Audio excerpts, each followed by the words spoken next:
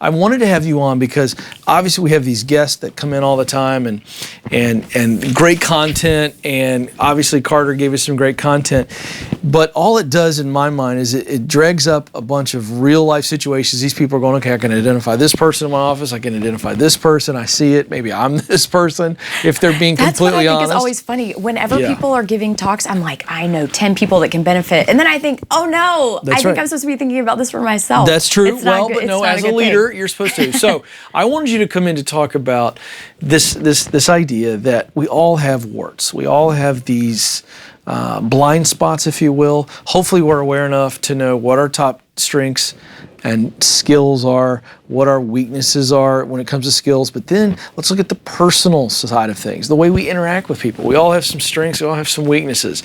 How have you, now leading a good-sized team, what have you learned about the process of working with team members, whether it be a relational weakness or maybe it's an operational weakness in the business, the day-to-day functions? How have you worked with them on that? Well, I think the first thing is you have to kind of be ready to have that conversation. And part of that is making the brain space to really sit down and think about, I don't know about you, but oftentimes I have several examples that have come up. And what's easiest for me as a leader is to go in and just address each of the examples and say, stop being rude to people, you said this over here. But if you really give yourself some space to think about it, you can get down to like, what is the real source of that behavior? Not the symptom, but what is the real root underlying thing that's going on here? Because usually it all comes back to one kind of root thing.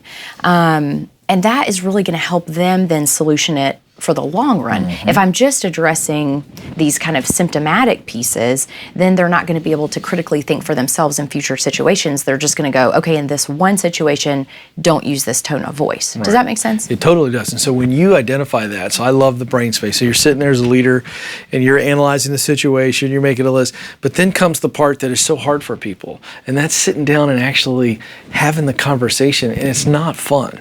Conflict is one of the number one things that our folks have trouble with. Nobody really likes, well, I mean, maybe some people don't mind it so much, but most of us. Whoa. Yes, you're right. You know what? You're absolutely onto something. There are people that with personality types that it's just not an issue. But I think it'd be fun, because where are you at on the scale of conflict? I naturally am an it. S. But here's the thing. I have worked with two personalities very closely for the last 5.5 years that are the complete opposite end. So what I've had to really do is go, this is the opportunity to actually avoid future huge blowups. If we can have smaller, Stephen Mansfield talks about this, if we can have smaller explosions, lower level, low risk explosions, it actually, my S goes, because I know, okay, we're talking about this here, instead of all of a sudden I'm telling someone, you're about to get fired. Because I'm addressing it in smaller arenas and I'm saying, hey, there's something going on here, and I like to bring them into the conversation. There's some Explain things I'm though noticing. Before you go any further. Explain your S. So it's DISC. We sell the disc area. So what does that mean? I want people to understand, if they're not caught up with you, what your S. What does it mean? That you're a high S? Okay, so these are very high generalizations. So jump in here and help me out. But like generally, I think high Ds are very comfortable with conflict. They are ready to address things. They're going to jump right in and challenge things. It's all about the point. Get it done. Progress is the product. Exactly. And then you have Is. Is are the life of the party. They're not super conflict oriented, but they're also not necessarily conflict averse, but generally they want people to have a good time. S is like stabilization. They don't like to rock the boat. They just want us to get along. But it's a myth, right? Because on the surface, we may all be getting along, but below, we are very passive aggressive, and we're like, I cannot believe that person, which is not a healthy place to live in. You're having all the thoughts. But you would prefer smooth water. And you think maybe it'll go away. So how has your leadership style changed? So, so that S speaks to that core personality style. So I like to refer to it as a default mode for those that are listening and watching. Okay, but you worked with Daniel Tardy, and I don't know who the other one was you're talking about, but Daniel's fine with us talking about it. But he's the high D like me, so conflict for us is just a normal function of life. We don't even actually see it the way others see it. That's exactly right. It's just a contact sport. But what happens is you delay the inevitable, and then the inevitable is worse because you didn't have that. So How did I'll you give you a real adjust, example. though?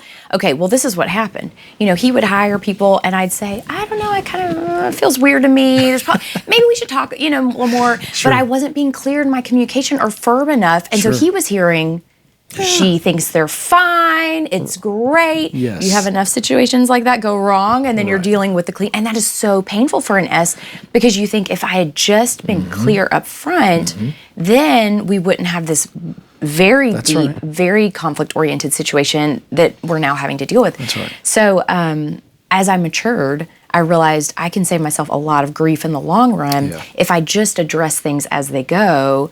It was a lot better for me. So it's better for you. So you developed okay, I'm going to have to be more direct with him because he can handle it. Right. Okay. So now so I interrupted you because I really wanted you to address that. So you were taking us on this path. So people, you start to see the symptoms. And so you've made the list, you sit down and you have the conversation with them. And you kind of go, okay, here's where we sit. Once you address that, whether it be the first time, second time, whatever, but you've had full disclosure. What's your operational mode after that? Yeah, well, and let's even go back to the first time. My first conversation with someone, I'm under the assumption that they just don't know any better. Sure. You know, that no one's ever probably told them. Which I think is fair. You know, it's like they're probably doing this. They don't even realize they're doing it. So generally, and I also don't feel like I have to have everything perfect in my verbiage. Like, I don't have to have it all together. I can just sit down and say, Ken, that's good. There's some stuff that's going on. And I've really thought about it.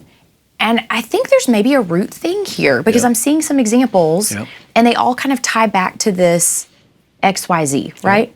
And I wanted to get with you because I care about you and I want to see you grow here. And I feel like this might hold you back because you're probably not even realizing that this is how people experience you.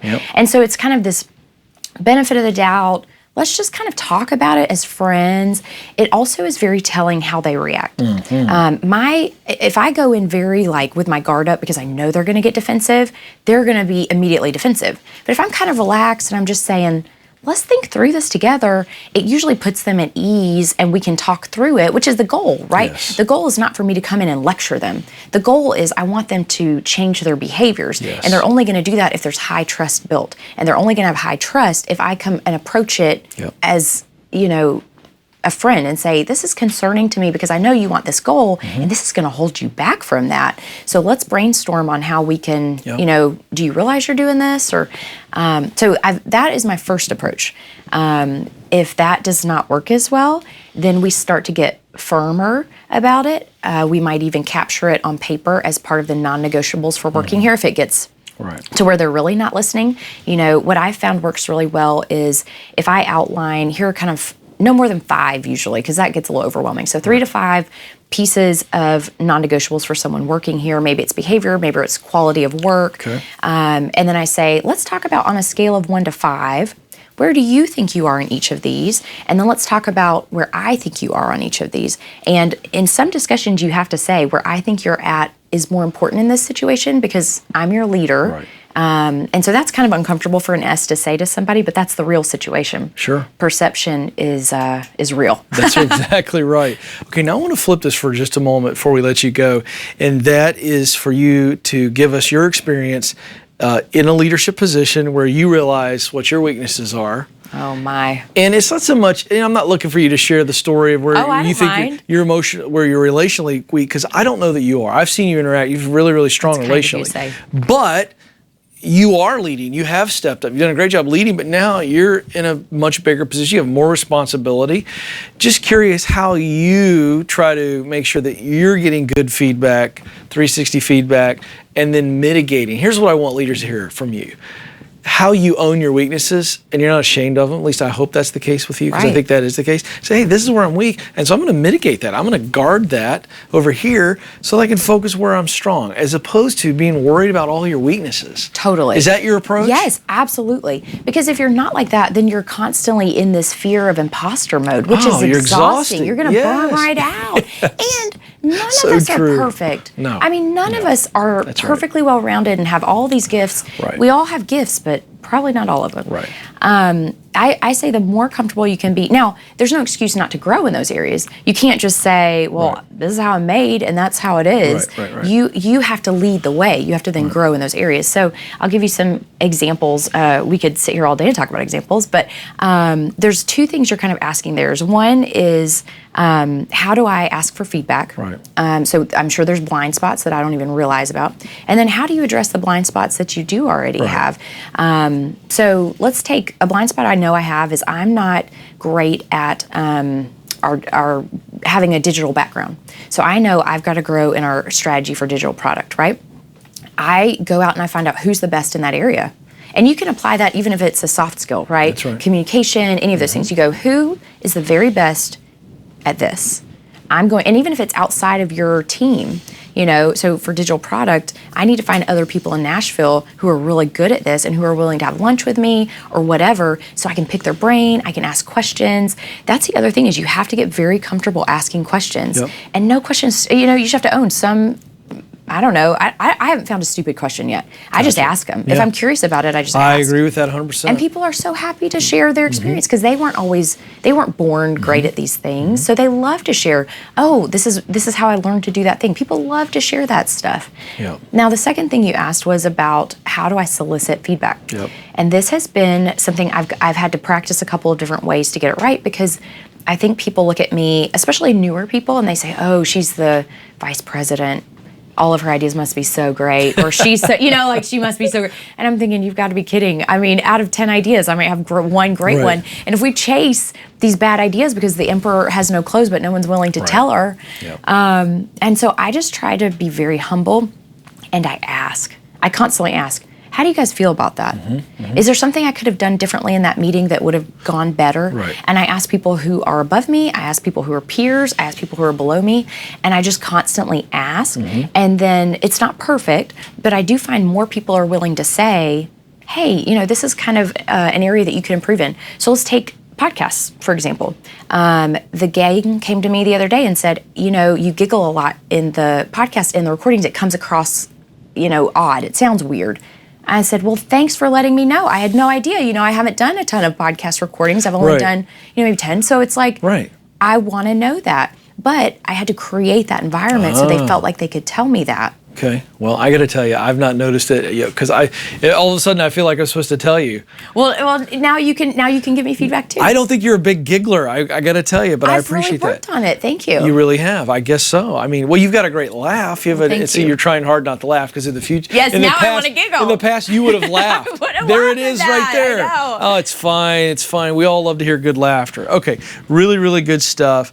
I want to give you the final word.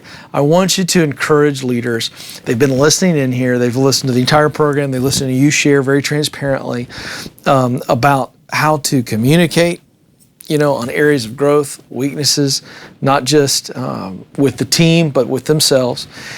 Just from your heart to them, how would you encourage them to step into this area, which is not comfortable, but it is there where the great growth happens? I mean, that's it, right? If you don't embrace it and step into it and look for those opportunities, and I would say the more you do it, the easier it will be. That's right. And so don't go out and just create chaos for the sake of chaos, but look for opportunities to grow yourself in that skill set and practice small, low-risk ways. So, telling somebody, hey, I noticed you've been on your phone a lot. That's a really low risk way. Like, look for opportunities to build your confidence in having those conversations where it's just a natural thing to give feedback and also to solicit feedback. Make that a natural part of your culture, your team culture. So then even your team members are both giving and soliciting feedback. And that's how it should be. Peers should be giving each other feedback also. So create that environment so that that's part of the daily piece of it. Yeah, good stuff. She is Sarah Sloyan, our Vice President of EntreLeadership. We got to come up with a cool nickname for her, something that is much more graceful than Grand Poobah, which we gave to Daniel Tardy. Good to have you with us. Thanks for being here. Thanks for having me.